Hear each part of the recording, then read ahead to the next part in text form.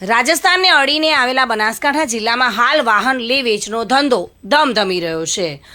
Auto consult દ્વારા વાહનોનું લે વેચ કરવામાં આવી રહ્યું છે। ગાડીની લે વેચ કરતા વેપારીઓ પાસે પૂરતા દસ્તાવેજ કે પછી ગાડીના ડોક્યુમેન્ટ ના હોય તેમની સામે કાર્યવાહી હાથ ધરવામાં આવશે તેવું જાહેરનામું કલેક્ટર દ્વારા બહાર પાડવામાં આવ્યું છે। કલેક્ટરના જાહેરનામાનો ચુસ્તપણે અમલ અને રજિસ્ટરના નિભાવતા વેપારીઓ અને ઓટો કન્સલ્ટ પર પોલીસે સર્ચ ઓપરેશન હાથ ધર્યું છે। થરાદ, ધાનેરા, ડીસા, લાખણી સહિતના વિસ્તારોમાં હાલ જૂના વાહન લે વેચનો બિઝનેસ વધ્યો છે, જેને લઈને પોલીસ પણ સતર્ક બની છે। જોકે અનેક ગુનાઓમાં વાહન ચોરીના પણ વપરાતા હોય છે, તો બીજી તરફ બાઇક કે પછી ગાડીઓ અનલીગલી ઉપયોગ થતા હોવાની રાહના પગલે પોલીસ સતર્ક બની છે। અને થરાદ ડીવાયએસપી SM વારોતરિયા સહિત થરાદ પોલીસ સ્ટાફ દ્વારા ઓટો કન્સલ્ટ કરતા વેપારીઓને ત્યાં દરોડા પાડવામાં આવ્યા છે અને જે વાહન પૂરતા ડોક્યુમેન્ટ ના હોય તેના પર કાર્યવાહી પણ કરવામાં આવી હતી। સાથે સાથે લે વેચમાં આવેલી ગાડીઓના બ્લેક ફિલ્મ પણ ઉતારવામાં આવી હતી। પોલીસ દ્વારા નંબર પ્લેટ વગરની વાહનોને પણ પોલીસ સ્ટેશને લઈ જવામાં આવ્યા હતા। જોકે હાલ તો પોલીસે સર્ચ ઓપરેશન શરૂ કરતા ઓટો કન્સલ્ટનો બિઝનેસ કરતા વેપારીઓમાં ભયનો માહોલ જોવા મળી રહ્યો છે।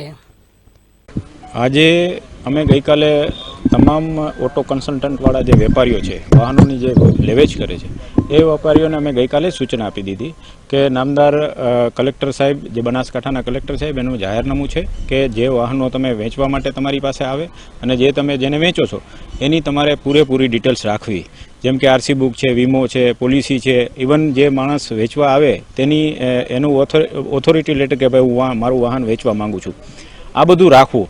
આ અમને એવી શંકા છે કે રાજસ્થાનને અડીને આ જિલ્લો આવેલો છે અને મોટા પ્રમાણમાં વાહનો છે એ આઈધર ચોરીના હોઈ શકે અથવા એવું પણ હોઈ શકે કે કોઈની ઉપર ફાઇનાન્સવાળા અથવા બેંકની લોન બાકી હોઈ શકે અને એના હપ્તા ભરી ના શકતા હોય એટલા માટે વેચવા માટે આવી ગયા હોય।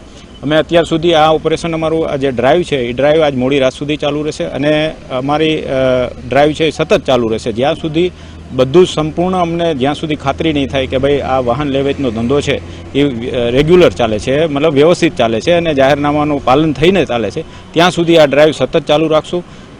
અત્યારે અમે 3-4 ઓટો કન્સલ્ટન્ટમાં તપાસ કરેલી અને અમને વાહનો પણ શંકાસ્પદ મળેલા છે અને એ વાહનો પોલીસ સ્ટેશને રખાવી દીધા છે। એ બાબતમાં ઊંડાણપૂર્વક તપાસ થશે, એના માલિકને પૂછવામાં આવશે, એની RC બુક, વીમો આ છે તે છે બધું જોવામાં આવશે અને જો એવા કોઈ વાહનો જણાશે કે ભાઈ ચોરીના છે અથવા બીજા કોઈ મતલબ RTOના નિયમોનો ભંગ થતા વાહનો હોય તો અમે કાયદેસર ડિટેન કરશું અને આ કાર્યવાહી અમારી અવિરતપણે ચાલુ રહેશે। આજે મોડી રાત સુધી પણ અમે આ ડ્રાઈવમાં કામ કરવાના છીએ।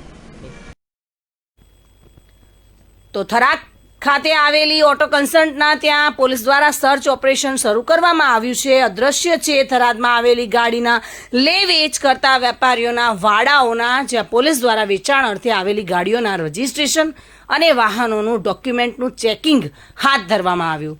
સાથે સાથે નંબર પ્લેટ વગરની ગાડીઓ ઉપર પણ કાર્યવાહી કરવામાં આવી રહી છે। જો કોઈ વ્યક્તિ ગુનાહિત પ્રવૃત્તિઓમાં હશે તો તેના પર પોલીસ દ્વારા કાર્યવાહી પણ કરવામાં આવશે।